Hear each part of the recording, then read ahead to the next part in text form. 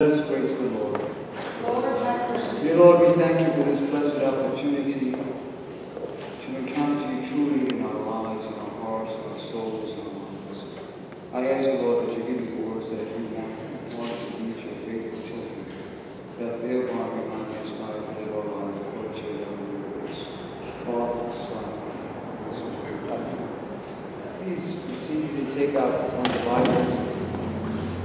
And open up to page 895. 895. The Gospel of the Lord that was proclaimed by the Holy Evangelist St. Luke. In the 8th chapter, 13th verse, it reads, "They on the rock are they which when they hear receive the word with joy, and these have no root, which for a while believe, and in time of temptation fall away." In the name of the Father, Son, and the Holy Spirit. We have a phenomenon going on in our country that I never expected to see at all. And to those that are the younger crop rather than younger generation, it's normal to them. You know, for example, in Afghanistan, for 20 years they lived without the Taliban. There are young people that never knew life under the Taliban. It's all new to them. In Lebanon, we have a whole generation of young people that never went through the Civil War. Therefore, they can be rather flagrant in trying to maybe shoot guns or whatever, because they don't understand what the horrors of the war were. So we have a situation in our country where many of our younger people, they think that there's a multitude of truth. So many people today hear something, accept it, then hear something else, they leave the first thing, they go for the second thing. There is no reflection, no thinking. I find this amazing. Just this past week, I was at a meeting with an attorney, and he said to me, he said, "My brother, if you ask him, will tell you that he is expert on two things. How to cook a steak on the grill on the back of his SUV, and vaccines." He's an epidemiologist, I guess that's the right word. Is that the right word? He said, personally speaking, I'm against mandates. This is the attorney speaking, so we give you both sides. He said, but from what my brother tells me, this particular vaccine exits your body within 12 to 18 hours. Now, the reason I'm telling you this is I'm not going for or against the vaccine. I'm not getting into that. It's because I didn't know that. I didn't know that. I don't know much about vaccines. I got poked, but I don't know much about vaccines. But that makes sense to me. When I hear people telling me things that make no sense, then I have to question that. So I ask people, I say, where did you get that from? Did you do any investigation? And what's happening today is there's no investigation. Where did it come from? What site did you get it from? And quite often, some of the crazier things that you see on the internet, if you backtrack them, they go back to something that somebody made up in their basement or something. So when we talk to people about Jesus Christ, and this is one of the beauties and benefits of being part of the Orthodox Church, it's antiquity. It's antiquity. The Orthodox Church did not come about as a result of a Reformation. The Orthodox Church did not come about because of political or financial or other reasons. The Orthodox Church came about because Jesus Christ ordained it. So when we talk to people about the teaching of the Orthodox Church, and I've always been very careful, sometimes those of you that have been here for a while will know that I will say something like, this is according to me. This is not necessarily the teaching, this is my opinion. And my opinion is not sacred, it's not even sacred to me. My opinion is not sacred to me because it changes. You teach me something I didn't know about before, my opinion changes. So how can my opinion be sacred even to me? But I'll tell you, this is what I think and this is what I feel. And if they question me, I will have some backup for it. So we have today where people just accept things without even taking the time to investigate what it's all about. They hear about Jesus, they get excited, but in embracing it, they quickly embrace something else. One of our dear people came to me and they said that a member of their family had joined some other religious so-called Christian group, and they were questioning the Trinity. And they wanted to know what the Orthodox teaching on the Trinity was. The Orthodox teaching on the Trinity begins very simply. Very, very simple. It's almost a disclaimer. You have any idea what I'm talking about? The disclaimer is, we don't really understand the Trinity. I'll tell you that up front. We don't really understand, we cannot understand the Trinity. Cannot understand the Trinity. Just like my grandmother Adelaide and Davina Irene and small children, even maybe Vicky, I don't know, maybe even you.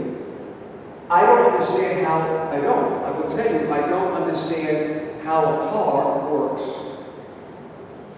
I don't. If you explain something about an internal combustion engine, I'm just amazed the thing doesn't go open in the first place. But you're burning gasoline, which is highly flammable, inside of this engine, and you're telling me it's okay. And with all that, I still put the key in the ignition and turn it. I don't understand, but I benefit by it. So the church says, we don't really understand the Trinity, we only understand what God has revealed to us. So going back to the vaccine for a moment, I did not know something, it was revealed to me, then I went with it. I understood it better. So we have to understand that we're never going to understand the Trinity, because why can we not? Why would you think we will never understand fully the Trinity? Why do you think we'll never fully, underline the word fully, why do you think we'll never fully understand the Trinity? Because there's only one God, and He exists in a way that nothing else exists, so we can't put it into perspective, because there's only one of Him. And also, so we only know what He revealed to us. Right. If He didn't reveal it to us, you know, for example, my friend Stephen speaks, I'm sure, he's excellent in Portuguese. And if he says that, this man has a habit of trying to get me upset every day. He sends me texts and videos in Portuguese. He thinks he's training me. He is. He's training me to delete. I don't understand Portuguese. Now, sometimes he'll send something and I will text it back and say, what does it mean? If he says to me, it's for me to know if you can find out, I have been benefited. But if he tells me what it means, then I benefit. So God only reveals so much, and it's up to God. If God says, you know, first of all, God might be saying, I'm not going to reveal it all to you, but He also might be saying, you cannot understand this. Because you are material. You cannot understand things that are beyond you, that are spiritual. So when we talk to people, and I've said this for years, I have to say my sister was, I've ever had a sister, I would pick Gabrielle Alvaro. But there are realities that I don't understand. So when I talk to people about Jesus Christ, or she talks to people about Jesus Christ, we don't get into a lot of theological discussions. Okay? We're suffering through this in the Orthodox Church today. We have people in the Orthodox Church that take programs or positions or teachings or traditions or whatever from non-Orthodox sources, trying to superimpose them over the Orthodox Church. And it doesn't work. It doesn't work. Even His Eminence Metropolitan Joseph, in discussing the youth of our communities, say we've had enough programs. We've had enough programs. I had a priest call me yesterday who was up in Tennessee at the fall retreat. It was all academics and this and that. And I said, Father, we don't need more programs. What we need is what we have. We have the spirituality and the truth of the Orthodox faith. That's all we need. We don't need some gimmick, some cute little thing that just, distracts people. So people, when we talk to them about Jesus Christ, if they're so quick to pick up something else, I've had people tell me that. What about this? What about that? I like to share things with you. I had somebody call me yesterday for pending baptism. And they wanted to know all this about that. I said, there's one thing about this baptism that's absolutely required. Now, I'm going to ask Vicky, but this is a simple question. But don't give me a simple answer. If I say to you, what do I require for a baptism? Don't say the baby. Don't say water. Don't say godparents. Don't say what help me, right? Oil. What do you think that, knowing me, hopefully, you would know that I would require from a baptism? Any idea? Sincerely on the part of the person being baptized or the responsibility. I know you know. Bring the children to church. I said, don't come and baptize, don't ask me to baptize a child if they're not going to come to church. This is not some sort of a magical jungle rite. You know, we have to baptize the baby. What's it going to baptize the baby? In fact, it's almost worse. It's not. It's almost worse. Because not only do they not bring it to church, they think they've done everything necessary. What did I tell you that Jesus was going to require all the parents, Mike and Susan and Manny and Samantha? You know what Jesus is going to ask you to do when you die? You have children, right? He's going to say, did you bring them to know me? If you say, well, I educated them, I clothed them, I fed them, I provided, he doesn't care about that. He cares, did you bring them to know him? So when we talk to people about Jesus Christ, we better make sure that they're not just going to accept it because we said it. I mean, God bless Billy Graham, would have thousands upon thousands of people coming up at his crusade. I give my life to Jesus. I give my life to Jesus. I give my life. A year later, they were nowhere. They were nowhere. Because it was an emotional thing. It wasn't a deep, well-thought-out reality. It goes on and says in verse 14, and that which fell among thorns are they which, when they have heard, go forth and are choked with cares and riches and pleasures of this life, and bring no fruit to perfection. In the divine liturgy, I spoke about this Friday after our liturgy in England. In the divine liturgy, there's so many words that people sometimes don't think about them, but I come out and I say, let us lift up our hearts. What do they mean, we'll lift up our hearts? You might say, well, I want to lift up my heart from the sin, from the bad things, from the negative things. But it's deeper than that. Let us lift up our hearts. Can you physically lift up your heart? Of course you can. But spiritually you can. Let us lift up our hearts from worrying about who's going to do the laundry, or how I'm going to do the laundry, or how I'm going to mow the lawn, how I'm going to get my car fixed, how I'm going to make my mortgage payment. These are the things that are pulling our hearts back to the mundane. Let us lift up our hearts because we are a people choked with concern how others view us. Let me tell you something. Somebody yesterday, I heard about the vaccine, and they said, you know, they're pushing the vaccine and mandates and all this kind of stuff. And I know Suzanne is older than me. It's actually still older than me. Suzanne, now think, what would you think is the main reason that they're pushing or they're encouraging or trying to get people to become vaccinated so that this terrible pandemic is behind them? What would you think is the government's reasoning? To protect us from the virus. Oh, it was only that good. Give me an idea why they're pushing this thing? You don't want my answer. I do want your answer. For me, it's a mathematical scam. But if it was really a vaccine and the government really wanted us to, in the future, be ridden of it, they would have taken more steps that involve themselves than just pushing on us. That's, I hate to say, but this is going to sound so materialistic. You see, Jane, Alan, let me ask you a question. Jane, what kind of an economy is the economy of the United States? It's all about What? Well, besides capitalism. Consumerism. This country's economy is based on you buying. We don't hardly produce anything. We do produce something. We don't hardly export. We export some things. We used to be an export and producing company.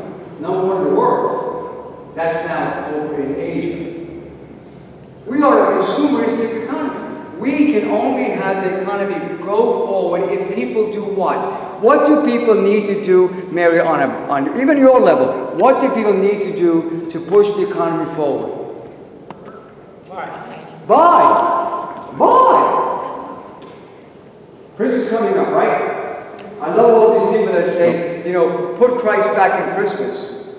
Christ went out at Christmas because the dollar bill came in. The point I'm bringing out is that this is my personal, remember I told you, it's my opinion. I didn't want to use the government's pushing the vaccine. And I'm not saying be for or against it, I'm not. I would have gotten like 3 times. It's because it helps the economy. If less people are sick, they go back to work. They go more importantly to the malls. I had to go to the mall the other day. My phone is not working correctly. I want to tell you something about GPS. I can give you all the meaning reasons or other words for GPS than what it stands for. But I was looking for the Apple store in Altamont Square. It said 458 East Altamont Avenue. I went up, I went down. I went up, I went down. I turned around, I went up, I did not find this. Finally, I wound up in the Altamont Mall. GPS says, turn northward, northeast. Right then, turn southwest. Oh, I'm going to go nuts. And who am I? And I'm not sure. And who's coming out of the store but my friend Dimitri? I said, I know you. He says, yes. I said, you go to Saturday church? No, I go to your church. You know where you've been. So I said to him, do you think the Apple store is inside the mall? He said, could be. And of course it was. So here we have a GPS that has me going up and down State Road 436. Instead of saying to us, when you make the point, it's in the Altamont Mall. What am I getting at? The point is that we are so concerned about so many things in life, and we're also concerned how other people view us. Twitter, Snapchat, Facebook. How do people look at us? How do they think of us? And we're so concerned about this. That's one of the reasons they invented Photoshopping. Ever heard of Photoshopping? Gee, you lost a lot of weight. Well, not really. I kind of photoshopped it, okay? One of those things, Kevin, you probably know that. One of those things, I don't say you do. One of those things when women go and they get all dusty up and take their picture. What do they call that? Remember? Glamour shots. Glamour shots. Delete the number. Yeah, I gotta tell you something. Friend, it's a guy I know. He said, my wife, I got in trouble with my wife. I said, what'd you do now? He said, well, I didn't know she went to a thing called Glamour Shop. She showed me a picture. I said, hey, who the heck is she? She said, that's me. And he's stupid. He says, babe, I don't know if I've ever seen you look that good, which of course got him into a lot of trouble. The point is that we are so concerned about what other people think about us. We're so concerned about our material status. How much money do I have? What kind of car do I have? How big is my house? So on and so forth. How I dress. We are so concerned about having a good time that we have replaced the reality of a good time, which is communion with Jesus Christ, to parties, as we do for good times. I personally, I don't really like to go. I get bored, I get tired, I try to sleep around 9 o'clock. But sometimes I'm out with some people and they'll say, my alarm goes off. I have alarm goes off at 8:45 and 9 o'clock. The 8:45 goes off, it's saying, get up and get ready and go to bed. So the alarm will go off, and they'll say, your bedtime will let you know? I said in 15 minutes, of course I'm not going to get it. But we are so concerned with this time. This is the best time I have all week. I don't know about you. This is the best thing I do all week long. This is it. This is it. This is so enjoyable, so fulfilling to me. He finally says in verse 15, but that on the good ground are they, which in an honest and good heart, having heard the word, keep it, and bring forth fruit with patience. An honest and good heart. What is an honest and good heart? You know, in the Orthodox Church, the terminology is that the heart is the center of the person. The heart. Okay? So what is an honest and good heart? An honest and a good heart is one filled with the love of God, with the love of God, with the love of God, and all His children. Whether you like what they're doing or not, whether you agree with them or not, they're still His children. This is such an important thing to understand. And there are so few people that understand this. As required, what did Jesus say? You shall love one another. You say, well, Father, He was talking to His apostles. If it was just the apostles might not have made it into the scripture, it was a suggestion, an idea, a command. that Jesus was saying to us that our good heart is one filled with the love of God, and you cannot say you love God and love children. For example, okay, of course, Caesar's intelligent. Caesar, if a person says, I love God, but I hate this one or that one, what would be the oxymoron here? I love God, but I don't like this one or that one. Can I go to something else? It's okay if you don't. I love God, but I hate that guy. Why would you look at the sin under the sin? Yeah, but the point is that people are saying, I love God, who I cannot see, and I hate the one that I can see. No. I think you shouldn't hate him. No, but I'm saying that people, they say, I love the Lord, but I hate this one. Doesn't make any sense. How can you love something that you don't see, only with your heart, of course, and God you do see, you hate? It's wrong. It doesn't work that way. So a good and loving heart is filled with the grace of God, and it can take root and do good and do God's miracles if you allow it. If I did a show of hands and I said, how many people in this building, in this room right now, have a good heart? And you put your hand up. I wouldn't question you. I wouldn't challenge you. But I could ask you, do you love all the people? If you're on the left, do you love the right? If you're on the right, do you love the left? If you are rich, do you love the poor? If you're poor, do you love the rich? If you're poor, do you love the rich? A good heart is something that comes about. I was talking to someone this morning, they told me something was going on hard. I said, it's a lifelong activity. Nobody is orthodox. Nobody in this room is orthodox. Everyone in this room is a member of the Orthodox Church. What does that mean?